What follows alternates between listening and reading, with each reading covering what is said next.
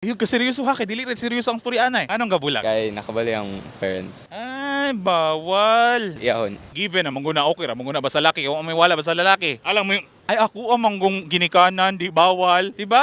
Tubag mo nga girls. Tinuod ba na usually sa babae gyud sa protective parent, bawal dyan na. Ni sabot ra ka. Ni sabot ra. Pila mo katuig ato? O saan mo nabalaan? Wala ka tuig. Gapaabot ka karon Japon hantod niya? Hantod niya sayo pagkastorya. Gapaabot ka hantod karon niya? Wala ni move on ako niya. Nga naman, di ba ang rason ra is sa parents? Nawad-an ang kagana niya? Tungod ra to? Dili naganan ko niya pero naman siya lain kung naano. Taysa, gibawalan siya sa iyang ginikanan. Pero pagkadugay-dugay, na siya lain. Wala naiugan na niya. Laing na ibgan. Okay ra ka? Kera. Ay, gila ka? Sige.